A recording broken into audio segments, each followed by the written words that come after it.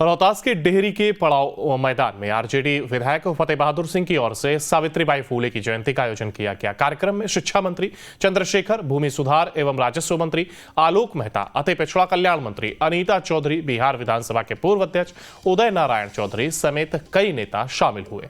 वहीं भूमि सुधार मंत्री आलोक मेहता ने कहा कि केंद्र सरकार देश की जनता को असल मुद्दे से भटका करके पाखंडवाद की ओर ले जा रही है, ताकि इनकी नाकामियों की तरफ किसी का ध्यान न जाए और देश की जनता अशिक्षित और असंगठित रहे, ताकि देश की बागडोर इन्हीं सामंतवादी विचारधारा के लोगों के हाथ में रहे।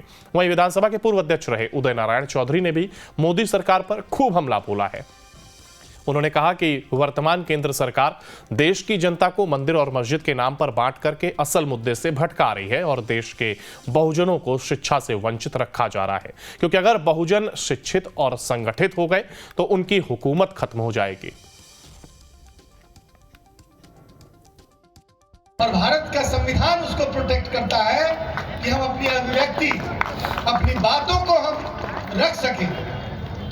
विमर्श का वातावरण खत्म किया जा रहा है, उस पर अंकुश लगाया जा रहा है और अभिव्यक्ति का भी लोप उसी के साथ हो रहा है। यह प्रजातंत्र का सबसे महत्वपूर्ण अवयव है, यह प्रजातंत्र का सबसे महत्वपूर्ण हिस्सा है। जब हम बोलेंगे ही नहीं तो हमारे लोगों तक बात कैसे पहुंचेगी? जी हाँ, हम क्या कहना चाहते हैं? जब हम बोलेंगे नहीं तो किसी अत्याचार का प्रतिकार कैसे होगा?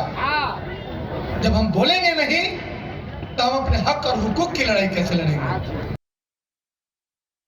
आलोक मेहता जी को धमकी आया था कि गला काटने वाले को करोड़ों रुपया देने का काम करेंगे।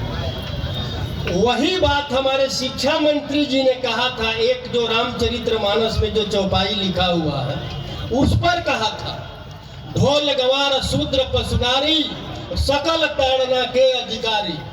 मतलब ढोल गवार शूद्र पशु नारी ये सब जो है ताड़ना के अधिकारी है, मतलब दंड के अधिकारी है।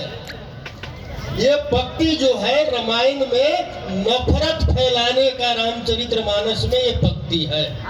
उस पर हमारे शिक्षा मंत्री जी को भी गला काटने का आया था लोग, या जीभ काटने का। और मैंने भी जो है सावित्रीबाई फूले का जो स्लोगन है, जो 180 वर्ष पहले सावित्रीबाई फूले ने जो शूद्र समाज और संपूर्ण महिलाओं को मतलब की शिक्षा देने का काम किया, उन्होंने कहा था कि मंदिर का मतलब गुलामी का मार्ग होता है और स्कूल का मतलब होता है जीवन में प्रकाश का मार्ग।